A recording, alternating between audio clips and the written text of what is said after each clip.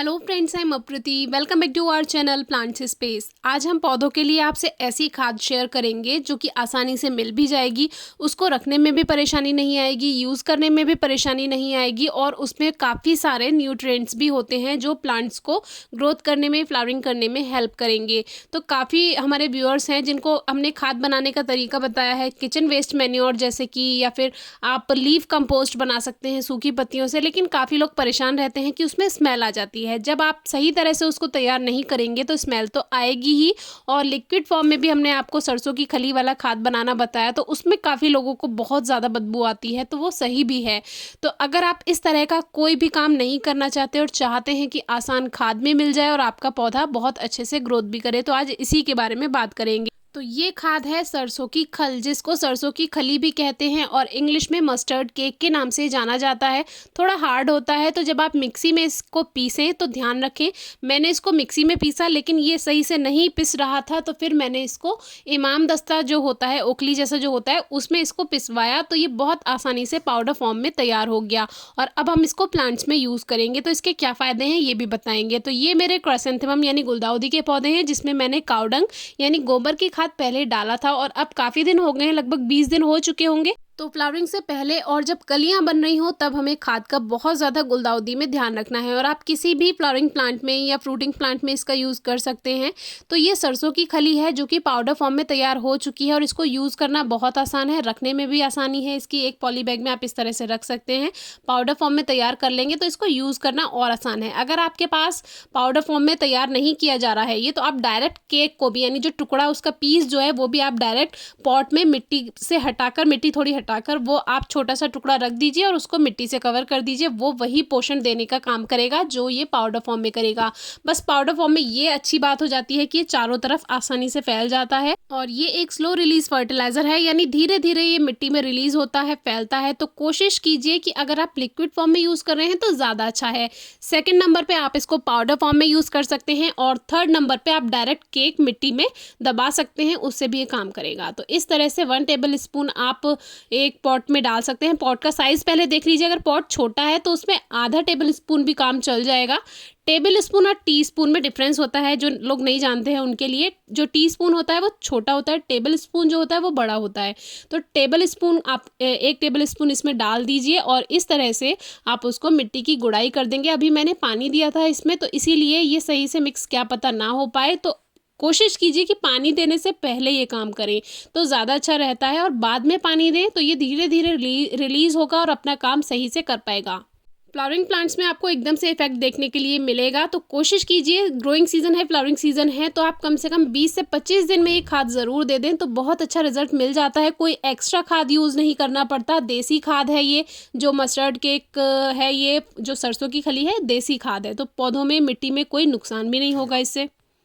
और एक बात, ये एनपीके को रिप्लेस करेगा। जैसे कि आप मार्केट से केमिकल फर्टिलाइज़र लाते हैं, एनपीके लाते हैं, तो आप कोशिश कीजिए देसी एनपीके का यूज़ कीजिए। अब देसी एनपीके क्या, सरसों की खली, ये अपने आप में नाइट्रोजन, फास्फोरस और पोटेशियम का इसमें गुण होते हैं और साथ ही manganese, magnesium, iron, calcium, sulphur सभी इसमें होते हैं। तो आपको अलग से कोई भी खाद ऐड करने की ज़रूरत नहीं है, एक ही खाद में सारे गुण हैं। अब ये एक हमारा प्लांट है, इसमें जितने भी ये बेबी प्लांट्स हैं इनको हटा देते हैं क्योंकि इससे प्लांट का पोषण नहीं बटेगा। जो मेन प्लांट है, मैच्योर प्लांट है, वो अपनी फ्लावरिंग पे फोकस करेगा। और अभी धीरे धीरे कलियां बन रही हैं और इसमें इस तरह से टहनियाँ टूट भी जाती हैं, तो इस बात का बहुत अच्छे से ध्यान रखिए। कुछ दिन पहले हमने आपसे वीडियो शेयर की है, इसके बारे में आप चेक कर सकते हैं।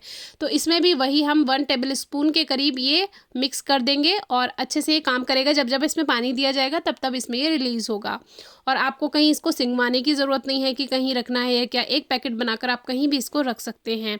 पर केजी तो मुझे इसका प्राइस नहीं पता है, लेकिन यह 20-25 रुपए में आपको अच्छी खासी सरसों की खल मिल जाती है। मैं नहीं लेके आती हूँ, पापा से मंगवाया था मैंने, इसीलिए मुझे इसके प्राइस का थोड़ा आइडिया नहीं है। तो ये आपको 20-25 रुपए में शायद आधा किलो मिल जाती होगी। तो ये वहाँ मिलती है जहाँ पर गाय भैंस का, जहाँ पर चारा मिलता हो, या आजकल तो फर्टिलाइजर शॉप पर भी ये मिल जाती है। और आपको ऑनलाइन भी मिल जाएगी, जैसे बहुत से लोग नहीं जानते हैं कहाँ से लेकर आना है, तो ऑनलाइन भी ये मिल जाती है। बस शायद ऑनलाइन थोड़ा सा महंगा मिले, वो आप ट्राई कर लीजिएगा, देख लीजिएगा जो आपको ठीक लगे। लेकिन सही में ये इतना अच्छा वर्क करती है। मैं लिक्विड फॉर्म में अक्सर यूज़ करती हूँ इसमें, लेकिन लिक्विड फॉर्म में क्या होता है, थोड़ी सी स्मेल आ जाती है क्योंकि इसको हमें डाइल्यूट भी करना होता है। पहले तो इसे सोक करना होता है, यानी पानी में भिगो कर रखना होता है 2-4 दिन के लिए, और फिर जब आप इसको पानी में मिक्स करेंगे तब इसको दिया जाता है डाइल्यूट करके। तो वो तरीका हमने शेयर किया हुआ है, आप डिस्क्रिप्शन बॉक्स में चेक कर सकते हैं। ये मेरे कटिंग से ग्रो किए हुए प्लांट हैं, इनमें भी मैं दे देती हूँ। जैसे ये 6 और 7 इंचेस के थर्मोपॉट में लगे हुए हैं, तो इसको लगभग आधे से थोड़ा सा कम ही आप दें। वैसे कोई नुकसान नहीं होगा, लेकिन क्योंकि ये देसी खाद है इसलिए कोई नुकसान तो नहीं होगा, लेकिन बहुत ज़्यादा मात्रा में खाद देने से पौधे की रूट्स जलने लगती हैं, तो इस बात का आप ध्यान रखिए। और इस खाद को डालने के बाद मिट्टी की गुड़ाई ज़रूर कर दें, इससे अच्छे से ये मिट्टी में फैल जाता है। तो फिर से आ जाते हैं अपने टॉपिक पे, जिनको स्मेल आती है। तो मैंने कई बार सुना है कि लोग बताते हैं कि हमने भिगो कर तो रख दिया है, लेकिन हम भूल गए, अब 2-4 दिन से ज़्यादा हो गए, उसमें और भी ज़्यादा स्मेल आ गई है, तो हमसे यूज़ नहीं किया जा रहा है, तो हम क्या करें। तो देखिए, अगर आप गार्डनर हैं तो आप यूज़ कर सकते हैं, क्योंकि पैशनेट गार्डनर कुछ भी कर सकते हैं। लेकिन कुछ लोग ऐसे होते हैं, मेरे खुद के रिलेटिव्स ने मुझे कहा कि अरे इसमें तो बड़ी स्मेल आती है। उन्होंने फर्स्ट टाइम मेरी वीडियो देखकर उसको यूज़ किया था, तो काफ़ी लोगों को नहीं अच्छा लगता। तो आप इसको लिक्विड फॉर्म में तैयार ना करें, आप चाहें तो पाउडर फॉर्म में या इसको केक की तरह ही यूज़ कर सकते हैं मिट्टी में। और बाकी एक छोटा सा कैटरपिलर है जो कि हेयरी कैटरपिलर है। ये मॉथ के कैटरपिलर होते हैं, और मॉथ के कैटरपिलर और बटरफ्लाई के कैटरपिलर में डिफरेंस होता है। अब आप सोचेंगे मैंने उस कैटरपिलर को सेव क्यों नहीं किया, तो ये नेचुरली रहते हैं। जैसे दूसरे कैटरपिलर जो पत्तियों पर रहते हैं वो तो चिड़िया उठाकर ले जाती है, लेकिन ये हेयरी जो रहते हैं, यानी जिनके बाल होते हैं कैटरपिलर के, चिड़िया थोड़ा उनसे बचती हैं, क्योंकि कुछ कैटरपिलर जिनके बाल होते हैं उसमें वो थोड़े कुछ पॉइजनस भी होते हैं, इसीलिए यानी जहरीले होते हैं। तो वो जो चिड़िया होती है उनको पहचान होती है, वो इस तरह के हेयरी कैटरपिलर्स को नहीं लेकर जाती है, तो इसीलिए इनको सेव करना ज़रूरी नहीं समझती मैं, और ये अपने आप नेचुरली बन जाते हैं। देखिए, इसमें हमने पिंचिंग की थी गुलदाउदी में, तो इस सभी में देखिए नई नई शूट्स आई हैं। जितनी ज़्यादा पिंचिंग होती है सीज़न में, उतने ही ज़्यादा बुशी हो जाते हैं ये, और उतनी ही अच्छी सीज़न में फ्लावरिंग करते हैं। लेकिन मुझे ज़्यादा टाइम नहीं मिला, तो ज़्यादा पिंचिंग मैंने नहीं की। अब एक बात और देख लीजिए, काफ़ी लोग कहते हैं कि क्या जो ग्रो बैग हैं उसमें ड्रेनेज होल अच्छे होते भी हैं या नहीं। अब मैंने पाइप को इसमें रख दिया और मैं कुछ एक चीज़ उठाने चली गई, फिर मेरे ध्यान से एकदम निकल गया और ये पानी इसमें भर गया ग्रो बैग में। और देखिए, इसमें जो ड्रेनेज होल हैं उसमें कितने अच्छे से पानी बाहर आ रहा है।